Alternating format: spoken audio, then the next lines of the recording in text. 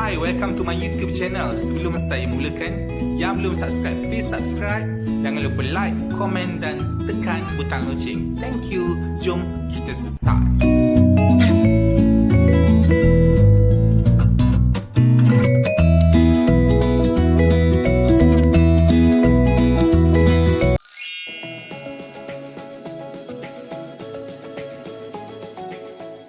Untuk episod kali ini, saya akan berkongsi resepi kerabu Maggi.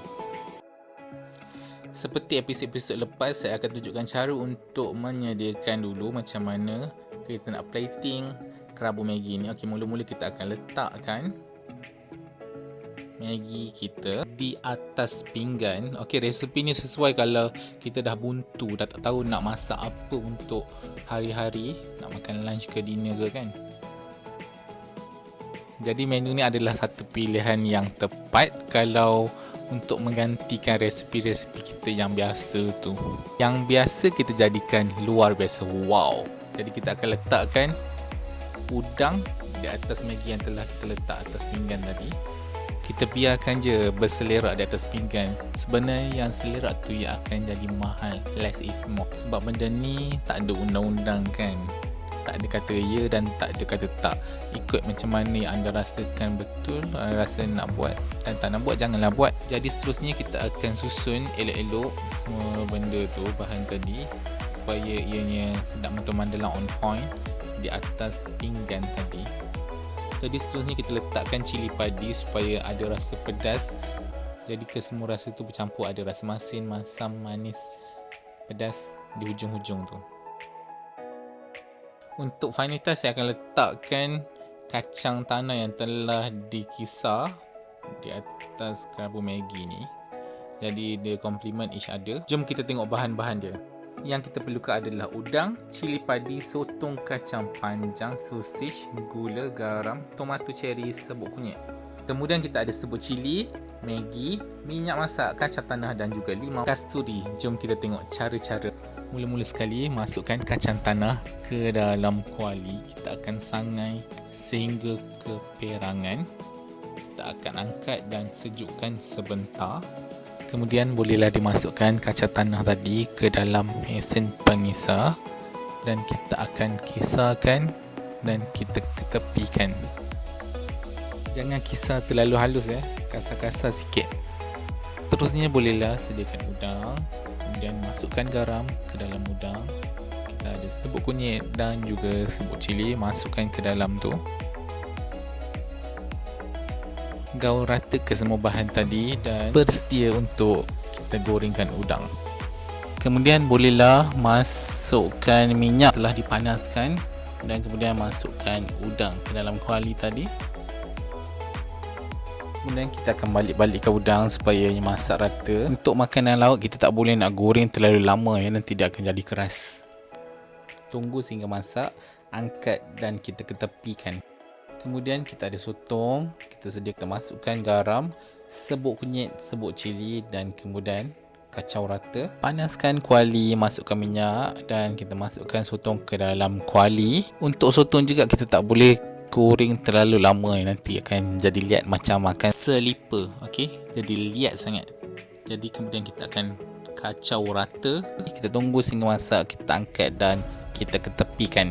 Kemudian kita sediakan sosis, sama juga macam kaedah sebelum ni. Masukkan garam, serbuk kunyit dan juga serbuk cili, kita gaul rata. Pastikan kesemua rempah-rempah tadi betul rata supaya ia menembusi ke dalam sosis tersebut. Panaskan kuali, masukkan minyak dan juga sosis ke dalam kuali dan gorengkan sosis tadi. Tunggu sehingga masak, kacau rata sosis tu, jangan biar je nanti hangus. Tunggu sehingga masak, angkat dan ketepikan. Untuk Maggi pula, boleh masukkan air ke dalam periuk, masukkan Maggi ke dalam periuk dan kita akan rebuskan, tunggu sehingga Maggi tadi lembut. Ingat kata kunci ni, jangan terlalu lembut atau kembang, nanti dia tak sedap, kita jadi soggy. Seterusnya bolehlah dibalik-balikkan. Angkat, toastkan Maggi tadi, ketepikan seketika. Periuk yang sama, kita akan celur kacang panjang. Masukkan kacang panjang. Celur maksudnya kita letak dalam air panas sekejap saja. Bila dah letak, kita akan angkat, toastkan, dan jangan lupa letak dalam air sejuk untuk kesan warna hijau tu. Warna kacang panjang tadi tak akan berubah, dia akan kekal hijau.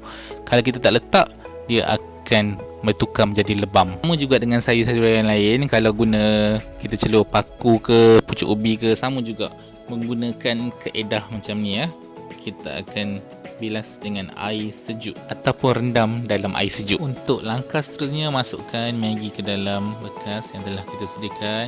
Begitu juga dengan perencah Maggi.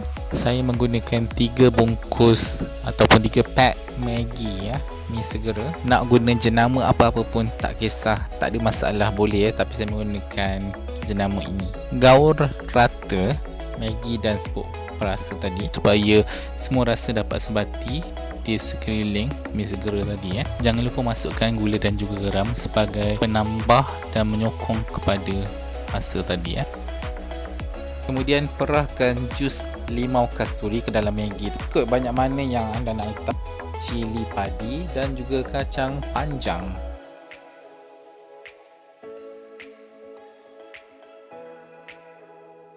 Masukkan sosis yang telah digoreng tadi, diikuti dengan bawang merah. Ini adalah optional lah, ikut pilihan masing-masing. Kalau rasa nak letak, tak nak letak tak apa.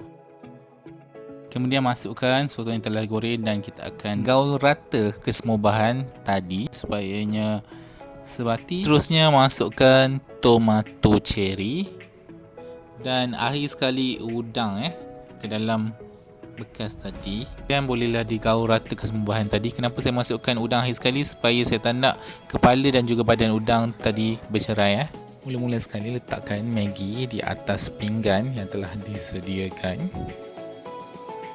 Susun elok-elok ke semua bahan supaya ianya dapat dilihat oleh kesemua penjamu selera yang bakal menikmati hidangan ini. Seperti yang saya telah sebutkan di awal video tadi, hidangan ni amat sesuai dinikmati. Boleh kata waktu makan tengah hari, waktu makan malam, ataupun orang yang nak diet, kenapa tidak kan? Kesemua unsur-unsur makanan seimbang ada di dalam menu kali ini. Kita ada protein, karbohidrat dan juga sayur-sayuran yang menjadi tonggak kepada kesihatan yang unggul. Jadi bolehlah letakkan udang di atas Maggi yang telah disusun di atas pinggan. Macam yang saya cakap tadi, less is more. Kita nak hidangan yang simple tapi membawa keceriaan ataupun kegembiraan di dalam keluarga kita ataupun kawan-kawan kita ke kan.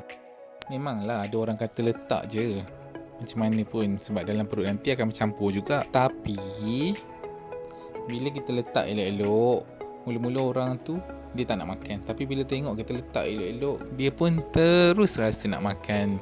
So benda tu macam magic. Kita yang masak ni kita dah rasa hilang penat bila tengok orang yang makan enjoy makan makanan yang kita sediakan. Betul tak? Kemudian bolehlah letakkan sotong yang telah digaul bersama-sama dengan bahan-bahan lain tadi. Keunikan rasa yang terbit daripada menu ataupun hidangan kali ini memang dia lengkap.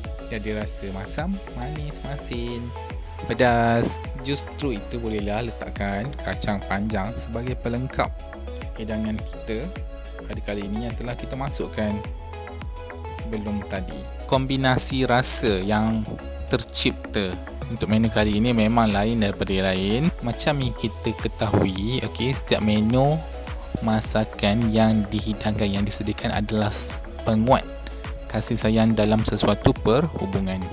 Contohnya macam mak masak untuk anak, anak masak untuk mak kan, ataupun suami masak untuk isteri ke, isteri masak untuk suami ke, atau mungkin kawan masak untuk kawan yang lain. Kenapa tidak kan? But make sure everything is on point. Jangan lupa letakkan cili padi sebagai hiasan dan juga tomato cherry.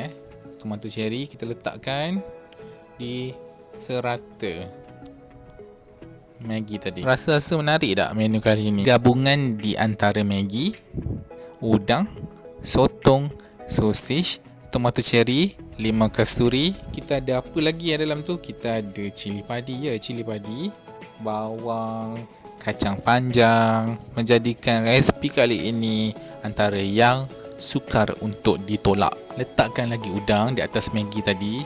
Ni kita buat sendiri, kita nak makan sendiri. Buat apa nak kedekut? Letaklah banyak mana yang kita nak. Akhir sekali, taburkan kacang tanah di atas kesemua bahan tadi sebagai sentuhan terakhir. Tabur comel-comel, hidangkan dan akhirnya siap.